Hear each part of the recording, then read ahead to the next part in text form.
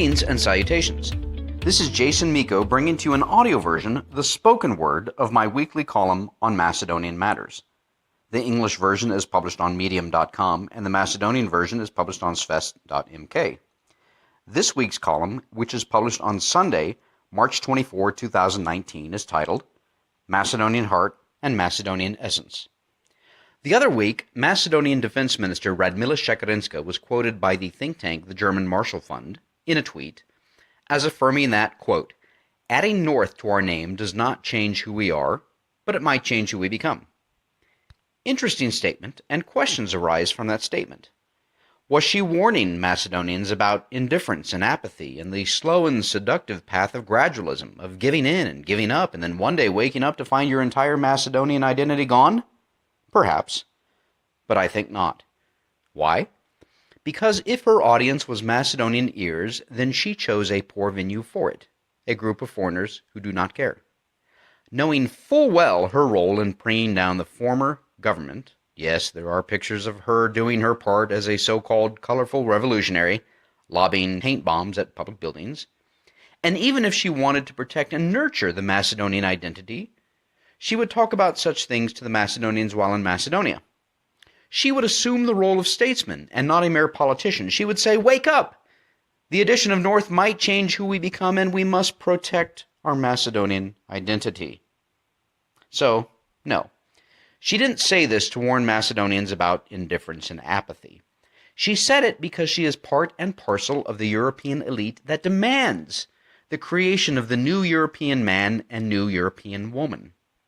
In an interview with the German Marshall Fund, she said as much, stating, quote, our citizens deserve to be called European citizens. We will do whatever is necessary to achieve that goal, end quote. She has proven herself correct, especially on that last point. She and her government will indeed do whatever is necessary. Again, whatever is necessary. Not, our citizens deserve to be called Macedonians, but European citizens.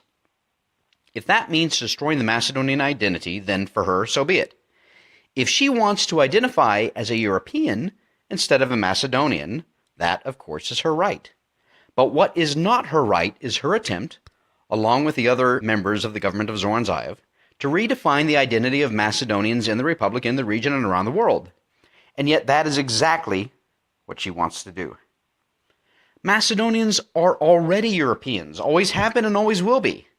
And while Greeks and Bulgarians and their friends will continue to deny the existence of a Macedonian nation or identity, the Macedonians will continue to exist and thrive as long as you, the Macedonians, nurture your identity and raise your children and grandchildren as Macedonians.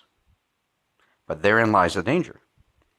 The professional elites in the West and the current government of Macedonia led by Zoran Zaev would like young Macedonians, and Macedonians in general, to embrace the new name and all of the issues and baggage that comes with it.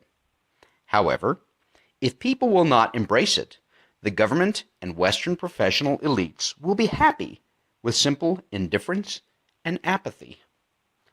Last week I wrote about a Macedonian covenant in which I warned about the twin demons of indifference and apathy, and how they can rob you, Macedonia, of your strength, your desire, your commitment, and your hope.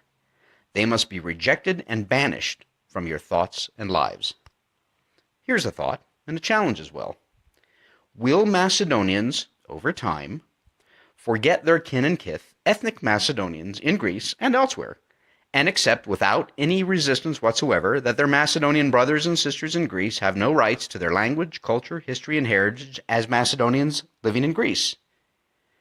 Will they forget their long struggle for sovereignty, freedom, and the ability to tell their children and grandchildren about Macedonia's history? Drop their objections to Greece's ability to dictate what their school books, history books, maps, atlases, and teaching guides state? Renounce their long and rich history and accept a quote-unquote history that only begins on September 8, 1991. Embrace their new name and all that it entails, joyfully agreeing with new passports, signage, ID cards, banknotes, postage stamps, and 1,000 other things that bear this new name, and much, much more. Or will Macedonians, over time, embrace their kin and kith, ethnic Macedonians in Greece and elsewhere, and encourage and support them and their rights to their language, culture, history, and heritage as Macedonians in Greece. Remember their long struggle for sovereignty, freedom, and the ability to tell their children and grandchildren about Macedonia's history. Continue their objections to Greece's ability to dictate what their school books, history books, maps, atlases, and teaching guides state, and instead demand that the Macedonian government reject Greek demands and, barring that, pledge to teach their children after school and on weekends if necessary Macedonia's true history. Embrace their long and rich history and celebrate it. Reject their new name and all that it entails and, while having to endure new passports, signage, ID cards, banknotes, postage stamps, and 1,000 other things that bear this new name, continue looking forward to the day when it will be reversed, and much, much more. In our 2009 documentary film, A Name is a Name, at one point we found ourselves in Bitola, at Grne restaurant, speaking with a group of Macedonians from Macedonia's cultural scene, individuals involved in film, music, and the arts. Our main character asks Miko Apostolovsky what it means to be a Macedonian, and he replies beautifully and poetically, stating, quote, "There is one very beautiful song by Ante Popovsky with that theme. It is called Macedonia." And he says, "The grass becomes green in a Macedonian way here. Ants whisper in Macedonian. And if you squeeze a stone, you will get the Macedonian heart and Macedonian essence." That is the essence of a Macedonian. In that way, it is an honor and a privilege to belong to a nation and a people which by themselves are a part of the world. Unquote. A nation and people, distinct and yet, of course, a part of the world. Not a nation and a people that has given up its identity and embraced something else, something bland, something untried and untrue. But a nation and people that is proud of its identity. That is the Macedonian heart and Macedonian essence, and it will not just survive, but it will thrive, as long as you embrace and nurture it. I leave you with two things. Number one, there are more good things in this life than you can possibly imagine. And number two, the proper attitude is always gratitude. Thanks for listening.